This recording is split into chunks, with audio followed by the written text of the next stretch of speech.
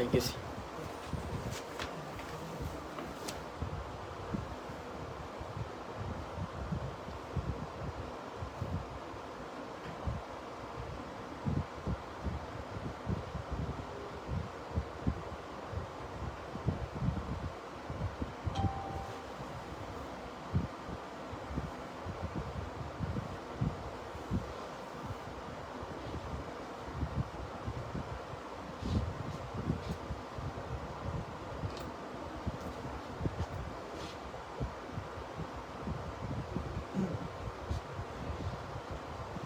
যান্ত্রিক কিছু সমস্যার কারণে আমাদের লাইনটি বিচ্ছিন্ন হয়েছিল, তো আমরা যেখান থেকে শেষ করেছিলাম ওইখান থেকে আবার শুরু করেছি।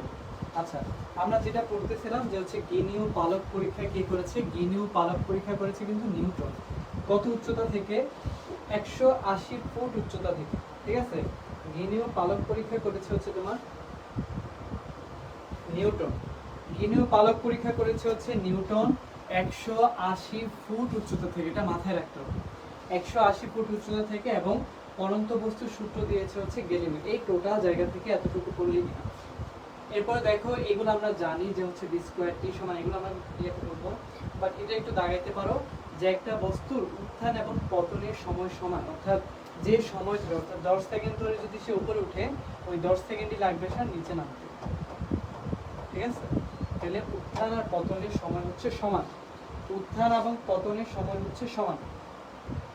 একটা বস্তুর উত্থান এবং পতনের সময় সমান। এটা গেল।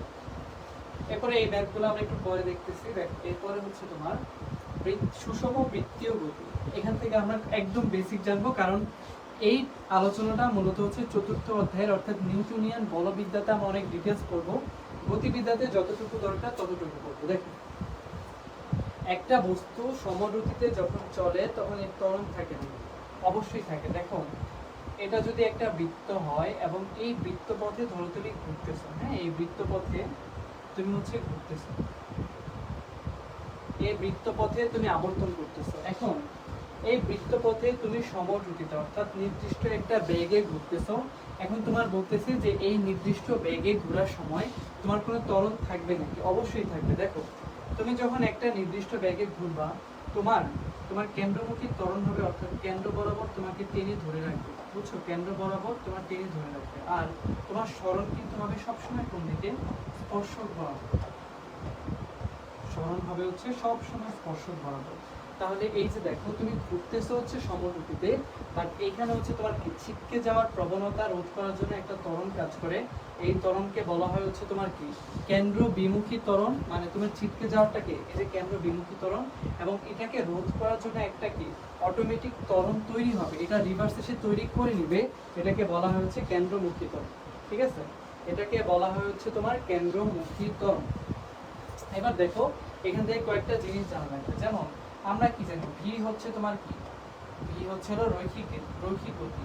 ওমেগাকে আমরা বলা হয়েছে কৌণিক গতি। কৌণিক গতি থেকে আমরা এগুলা কিভাবে কনভার্সন করব? ধরো তোমাকে বললো যে ওমেগা দেয়া আছে তোমার কৌণিক গতি, তুমি রৈখিক গতিতে এটা কনভার্ট করবে। তাহলে সবসময় মনে রাখবা, তোমার রৈখিক যে কোনো ক্ষেত্রের কোনো চলক সমান কৌণিক ক্রস আর। মানে তুমি যদি ব্যাসার্ধ ভেক্টর গুণ দাও, অর্থাৎ রৈখিক ভেক্টর, তোমার রৈখিক ভেক্টর কখন পাবা? যখন তুমি কৌণিক ভেক্টরের সাথে ব্যাসার্ধ ভেক্টরটাকে গুণ দিবা। ঠিক আছে, কৌণিক তোমার কি যে কোনো কৌণিক রাশির সাথে যখন তুমি ব্যাসার্ধ ভেক্টর গুণ দিবা, তখন আমরা কি পাবো? রৈখিক পাবো। বুঝছো? রৈখিক, এটা মাথায় রাখতে হবে। ওকে, এরপরে তোমার দেখো, তাহলে আমরা শিখলাম কি বৃত্তাকার সমদ্রিত বৃত্তীয় গতি, এগুলো আমরা জানি। তাহলে আমাকে বলো তো, যে আমি যদি আলফা বের করতে চাই, আলফা মানে কৌণিক ত্বরণ। আলফা মানে কৌণিক ত্বরণ। ঠিক আছে, আলফা মানে কৌণিক ত্বরণ। এই কৌণিক ত্বরণ থেকে আমি কিভাবে রৈখিক ত্বরণটা বের করব? একটু আমাকে বের করে দেখো।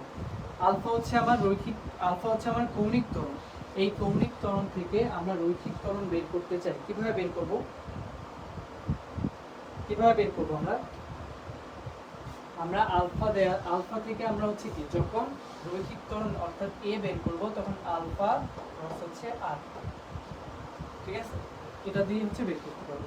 তাহলে প্রত্যেকটা ক্ষেত্রে এটা মনে রাখবা। তাহলে এই কৌণিক পার্টটা মূলত আমরা পড়বো হচ্ছে নিউটনিয়ান বলবিদ্যাতে। এখানে জাস্ট আমরা কিছু ধারণা দিলাম, এখন তোমাদেরকে কিছু ম্যাথ করতে হবে, নিজেরা ট্রাই করো, না পারলে আমি করে দিচ্ছি।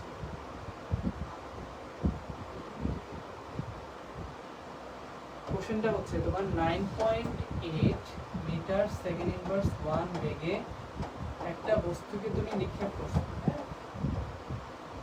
নিক্ষেপিত বস্তু 9.8 মিটার বেগে নিক্ষেপিত একটা বস্তু কতক্ষণ শূন্যে থাকবে?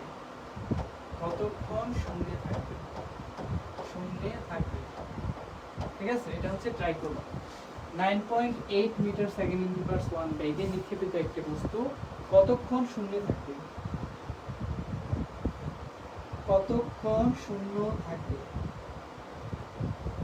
ঠিক আছে? মানে কতক্ষণ সে হচ্ছে কি শূন্যে অবস্থান করবে, এই টোটাল সময়টা বের করতে হবে। তাহলে এটার ক্ষেত্রে তুমি শর্টকাটটা লিখো, t সমান হচ্ছে 2u/g। 2u মানে কি? u মানে হচ্ছে কি যে বেগে তুমি নিক্ষেপ করছো। তাহলে দেখো এখানে আমরা যদি u এর মান বসাই কত 9.8, তাহলে 2 * 9.8 ডিভাইডেড হচ্ছে g এর মান কত 9.8, তাহলে आंसर হচ্ছে হলো 2 সেকেন্ড, ঠিক আছে? आंसर হচ্ছে হলো 2 সেকেন্ড। t সমান হচ্ছে 2u/g, t সমান 2u/g, এটা মনে রাখতে হবে। t সমান 2u/g, এখানে u কি স্যার?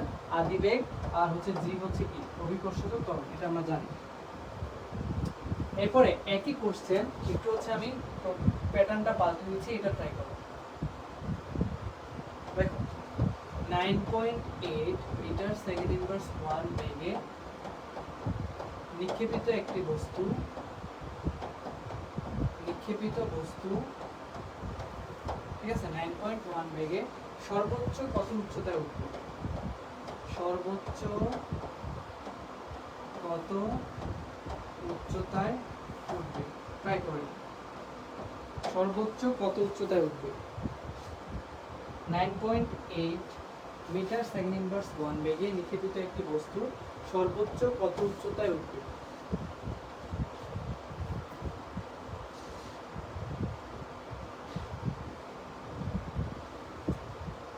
ঠিক আছে, 9.1 বা 9.8 মিটার সেকেন্ড ইনভার্স 1 বেগে নিক্ষেপিত একটি বস্তু সর্বোচ্চ কত উচ্চতায় উঠবে? এটা কিভাবে করব? এটা শর্টকাটটা লিখে রাখো, h সমান হচ্ছে u²/2g, ঠিক আছে? u²/2g, তাহলে u এর মান কত?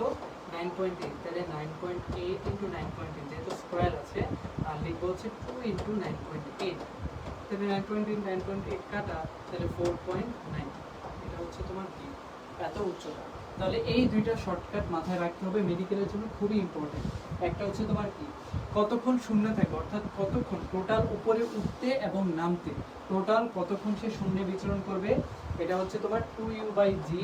আর যদি বলা সর্বোচ্চ, অর্থাৎ একটা বস্তুকে একটা নির্দিষ্ট বেগে নিক্ষেপ করার পরে সর্বোচ্চ কত উচ্চতায় উঠবে, সর্বোচ্চ কত উচ্চতায় উঠবে হচ্ছে u²/2g, ঠিক আছে? u²/2g। আজকের অধ্যায়টা মোটামুটি ছোট ছিল এবং আমরা প্রত্যেকটা টপিক চেষ্টা করেছি কনসেপ্ট সহ, যে যে ম্যাথ তোমার জন্য ইম্পর্টেন্ট ওইটা করার। গতিবিদ্যা থেকে মূলত কি অনেক বড় যে ম্যাথগুলো আমরা একাডেমিতে করি ওগুলো আসে না, কিন্তু ছোট ছোট কিছু ট্রিক্স ওলা ম্যাথ আছে, এগুলো তোমার জানলেই মোটামুটি ইনাফ। আর গতিবিদ্যার এখন তোমাদের বাসায় কাজ হচ্ছে এই কনসেপ্টগুলো বুঝে পাশাপাশি কিছু কিছু লাইন বই থেকে অবশ্যই পড়ে ফেলতে হবে, ঠিক আছে? কিছু কিছু জিনিস বই থেকে অবশ্যই করতে হবে। এবং হচ্ছে ফিজিক্সের ক্ষেত্রে একটা হচ্ছে ট্রিক্স হইতে পারে যে তুমি যদি প্রত্যেকটা সূত্র মেমোরাইজ করতে পারো, তাহলে একক, মাত্রা, এখান থেকে যে ছোট ছোট ম্যাথগুলো দিয়ে দেয় ওইটা হচ্ছে তুমি খুব সহজেই পারবা। তাহলে এই অধ্যায়টাকে যদি আমরা আবার রিক্যাপিচুলেট করি একবারে, প্রথমে আমরা পড়ে হচ্ছে প্রসঙ্গ কাঠামো। প্রসঙ্গ কাঠামো কি এবং এর ক্লাসিফিকেশনগুলো পড়েছি, যেমন একমাত্রিক, দ্বিমাত্রিক, ত্রিমাত্রিক। একমাত্রিকের উদাহরণগুলো আমরা পড়ছি, দ্বিমাত্রিক পড়ছি এবং হচ্ছে ত্রিমাত্রিক পড়ছি। এরপরে আমরা হচ্ছে আপেক্ষিক বেগ পড়েছিলাম। আপেক্ষিক বেগটা হচ্ছে এরকম যে একটা বস্তুর গতির সাপেক্ষে আরেকটা বস্তুর গতি আমরা যে নির্ণয় করবো, এটা হচ্ছে আমার কি আপেক্ষিক গতি। এটার ক্ষেত্রে কি ছিল? দুইটা বস্তু, অর্থাৎ দুইটা বস্তু যদি একই দিকে যায় তাহলে আমরা আপেক্ষিক গতি কি করব? আপেক্ষিক গতি হচ্ছে তখন বিয়োগ করব।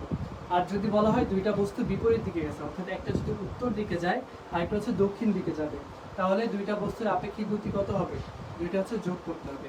আপেক্ষিক গতির পরে আমরা লেখচিত্র পড়েছিলাম, লেখচিত্র দেখে তুমি কিভাবে বুঝবা যে এটা হচ্ছে আমার কি সরল রৈখিক নাকি বক্ররৈখিক। সরল রৈখিক কখন হবে? যখন ওই সমীকরণের মধ্যে টোটাল ঘাত হচ্ছে আমার কত? 1। যদি টোটাল ঘাত 1 হয় তখন আমার সরল রৈখিক হবে। আর যদি বক্ররৈখিক কখন হবে? যে 2 বা 3 অর্থাৎ 1 এর বেশি যদি হয়। ঠিক আছে, এরপরে ঢাল বললে কি হবে? আমরা ওয়াই এক্সিসে সবসময় হচ্ছে কি বসাবো? যে রাশিটা একা থাকবে, অর্থাৎ v u + at যদি হয়, দেখো v একা আছে আর ওই পাশে আছে হচ্ছে তিনটা রাশি, তাহলে v কে আমরা সবসময় বসাবো কোথায়? মানে যে একা থাকবে তাকে বসাবো হচ্ছে ওয়াই এক্সিসে, আর x এক্সিসে বা x অক্ষে আমরা সবসময় বসাবো হচ্ছে সময়। ঢাল বললে হচ্ছে ভাগ করব, আর যদি ক্ষেত্রফল চাই তাহলে সময় বলবো, ক্ষেত্রফল হলে গুণ দিব। এরপরে আমরা পড়েছি হচ্ছে তোমার প্রাসের গতি। ইন জেনারেল প্রাস হচ্ছে একটা বক্রপথ, যেখানে প্রাসের গতি হচ্ছে সাধারণত দ্বিমাত্রিক। যদি বলা হয় সর্বোচ্চ উচ্চতায় প্রাস কত, তাহলে তোমার জানতে হবে সর্বোচ্চ উচ্চতায় প্রাসের গতি হচ্ছে একমাত্রিক, কারণ তখন স্যার উপরে উঠার প্রবণতা বা উঠতেছে না, এজন্য হচ্ছে কি প্রাসের গতি সর্বোচ্চ উচ্চতায় একমাত্রিক। এটা গেল। এরপরে আমরা পড়েছি হচ্ছে তোমার কি প্রাসের পাল্লা। কি প্রাসের পাল্লা? হচ্ছে আনুভূমিক বরাবর তোমার নিক্ষেপিত বিন্দু থেকে পতন বিন্দু পর্যন্ত আনুভূমিক বরাবর যে দূরত্ব অতিক্রম করে তাকে বলা হয় হচ্ছে প্রাসের পাল্লা। এরপরে তোমাদের বাহুমার্ক থাকবে হচ্ছে প্রাসের সূত্রগুলো একটু বাসায় দেখতে হবে স্যার, প্রাসের সূত্রগুলো বাসায় দেখতে হবে, মোটামুটি ওইটা জানলেই হবে। এরপর আমরা পরন্ত বস্তুর সূত্র থেকে তিনটা কথা জেনেছি। পরন্ত বস্তুর সূত্র প্রদান করেছে গ্যালিলিও, গিনেও পালক পরীক্ষা করেছে হচ্ছে তোমার কি নিউটন, এবং তোমার এটা হচ্ছে 180 ফুট, নট হচ্ছে মিটার। এরপর আসছিলাম হচ্ছে আমরা কৌণিক গতিতে বা বৃত্তীয় গতিতে।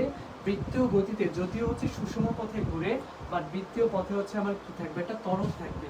এই ত্বরণকে আমরা বলতে হচ্ছে কেন্দ্রমুখী ত্বরণ। এবং তুমি যখন রৈখিক থেকে কৌণিকে যাইতে হবে তখন একটা ব্যাসার্ধ ভেক্টরের হচ্ছে কি থাকবে? ডিফারেন্স থাকবে। সো এটা আমরা জানলাম। এবং কৌণিক ক্ষেত্রে যে বেসিক অর্থাৎ কিভাবে কি হয় ওইটা আমরা পড়বো হচ্ছে নিউটনিয়ান বলবিদ্যা থেকে। এখন দেখো তোমার দুইটা ম্যাথ করলাম, এটা হচ্ছে তোমার বইয়ে আছে। নিক্ষেপিত বস্তুর ক্ষেত্রে যে তোমার একটা নির্দিষ্ট বেগে যদি তুমি উপরে ছুঁড়ে দাও তাহলে কতক্ষণ সেটা শূন্য থাকবে, এটা শর্টকাট হচ্ছে t = 2u/g, অর্থাৎ u হচ্ছে আদিবেগ আর g হচ্ছে অভিকর্ষজ ত্বরণ। আর এই ক্ষেত্রে হচ্ছে তোমার কি দেখো সর্বোচ্চ কত উচ্চতায় উঠবে? h = হচ্ছে u²/2g, অর্থাৎ ক্লাসটা আমার টোটাল হচ্ছে অধ্যায়টাকে কভার করেছি। এখন তোমাদের এর মধ্যে যদি কোনো সমস্যা থাকে, মিডিয়াম তোমাদের এই অ্যাক্সেস দিয়েছে, তোমরা আমাদেরকে হচ্ছে নক করতে পারবা, মেসেঞ্জারে নক করতে পারবা। যদি সমস্যা হয় আমরা অবশ্যই হচ্ছে সেটা সলিউশন দেওয়ার চেষ্টা করব। ঠিক আছে, তাহলে আজকে এই পর্যন্তই। পরবর্তী কোনো একটা অধ্যায় হয়তো তোমাদের সাথে দেখা হবে। তোমাদের কাজ হবে এই অধ্যায়টা সম্পূর্ণটা পড়ে ফেলা এবং হচ্ছে ম্যাথগুলোতে অনেক বেশি এমফাসাইজ করা। ঠিক আছে, ওকে।